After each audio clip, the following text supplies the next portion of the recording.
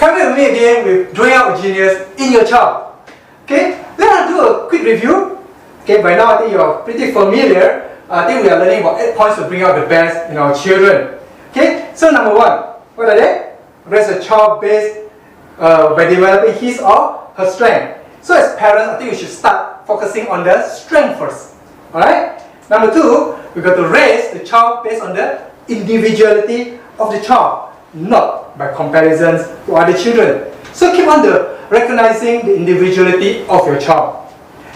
Okay, number 3, do not be caught in the dilemma of assessment score, education, and academic aristocracy. Always remember, you see, academic scores and academic background is important, but that should not be the aim and the goal for our children. You see, what is the objective? The objective is the happiness of our children. That should be the biggest priority that we should aim for. Alright, so moving on to the next point, tips number 4 is to nurture your children with positive reinforcement. Okay, now what do I mean by positive reinforcement? See, positive reinforcement means so adding points instead of a deducting points system. See, we've got to nurture our child not by a demerit system, but by adding merits to our child. Now, what do I mean by this?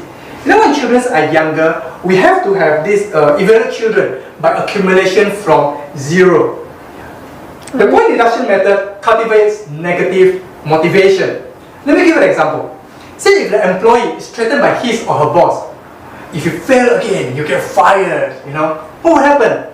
See, unless he or she is a very tough person, I think that person will get intimidated.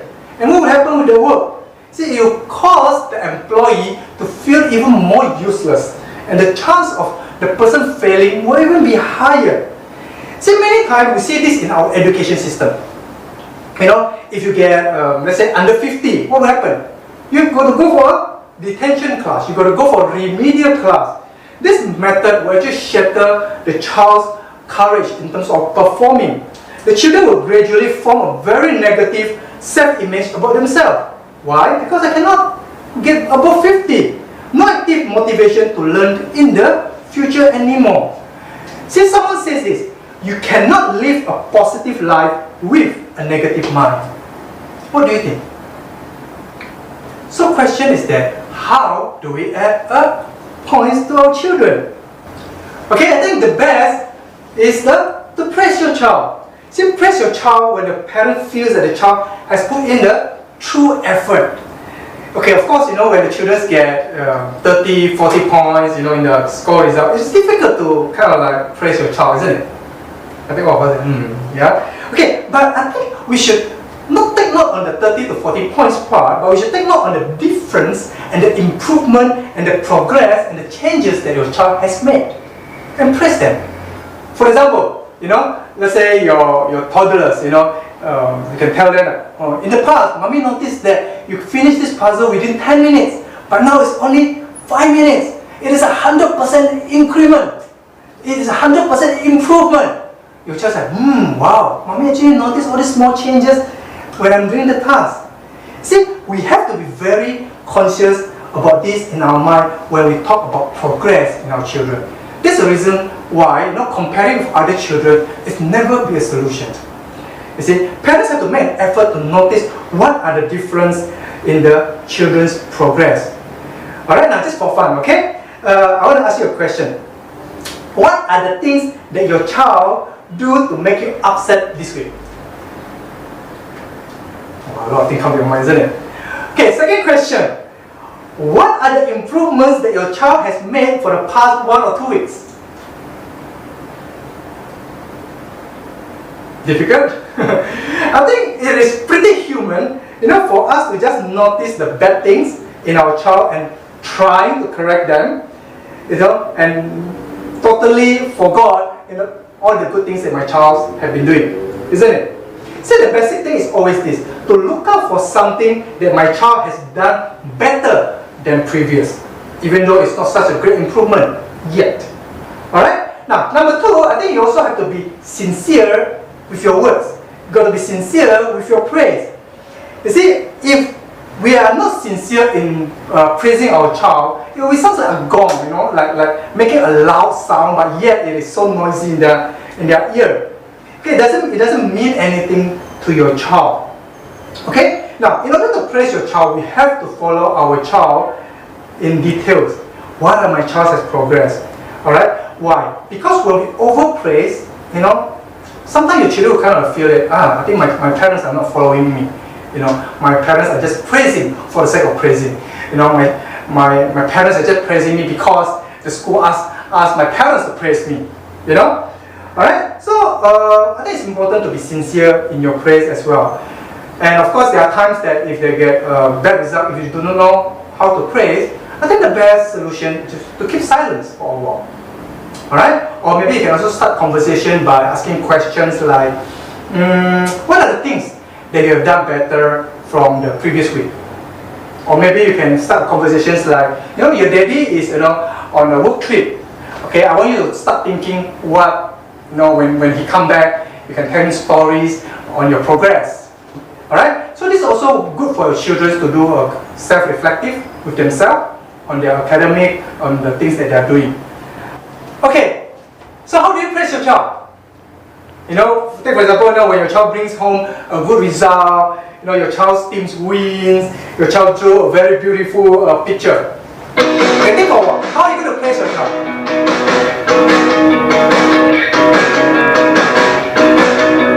Okay, this one you can think after this as well. Don't just say good job and very good in all situations. You know, you can say that, you know, your effort make you get good grades. You did it. You know, so you emphasize on the efforts. Okay, maybe you can say that when you play the game, I like the way you're passing the ball, for example. You know, focus on the skill of your child.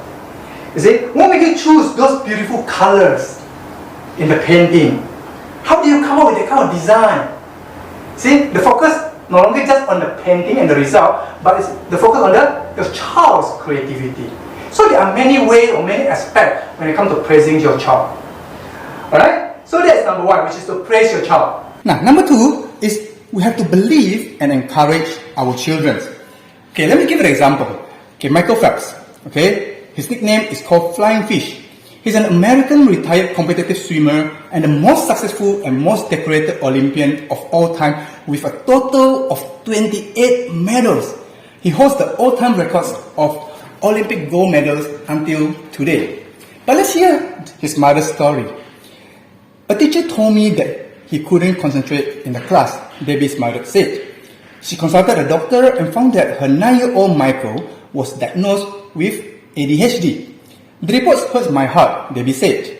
It makes me want to prove that everyone is wrong about Michael.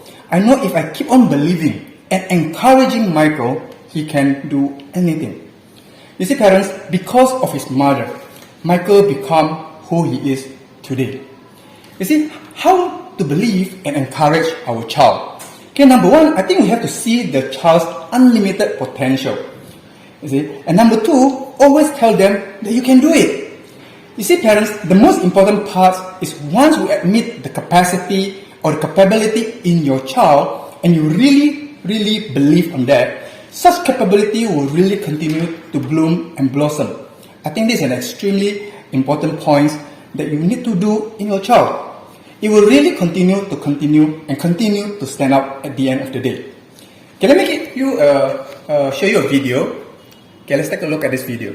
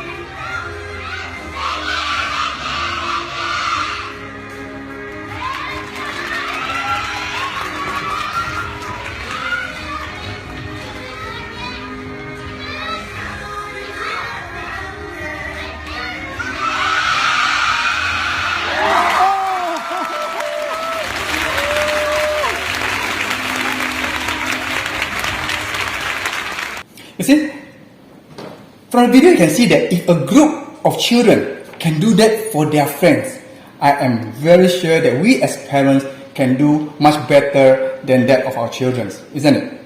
You see, in the elementary school, when a child likes his teacher in one subject, we will continue to like that subject, isn't it? But when he dislikes the subject, he will go to the other extreme. If the teacher is a nice person and the child likes him or her, then he will continue to excel in the subject and be even more motivated.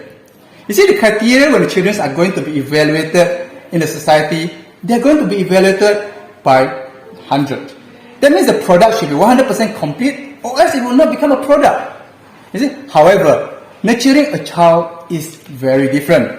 We have to encourage our child from point zero and then add up all the good points and all the merits to cheer up the children. Yes, we are preparing our child to be ready for society, which is 100%. But it is very different for nurturing our child. Professor Seligman, chairman of American Psychology Association, says this: optimists have a higher chance of succeeding in life and have a longer life expectancy. Furthermore, optimism is something that can be learned. So parents, I want to encourage all of you that you must always prepare an environment within the family that children can always be optimistic and confident. Now, what do I mean by that? During the infant time, the parent's attitude matters a lot. I know that after this lecture, maybe you'll go back home and start to observe the good points of your child, and start adding points, praising your child. But after a few weeks, maybe we'll go back to our old habits. But let's continue to keep on learning to be a better parents. Try this out in your daily lives. Your life's going to improve. And you learn here and try it out up there. I know there's a lot of information for us to digest today. That's why you take down notes, I believe. But we can forget. No, but then you go back and refer back to your notes, and we can always discuss on this matter again. Constant reminder among ourselves is very important. So I want to encourage also all of you to always form a good community that will continue to remind each other of what to do. Alright, so what have we learned today? See, we raise our child by developing his or her strength. Second point, we raise the child based on the individuality of the child, not by comparison to other children. Number 3, we do not be caught in the dilemma of assessment score, education, academic aristocracy. And of course, today we learn nurture your children with positive reinforcement. Number 5, I will see you in the next lecture.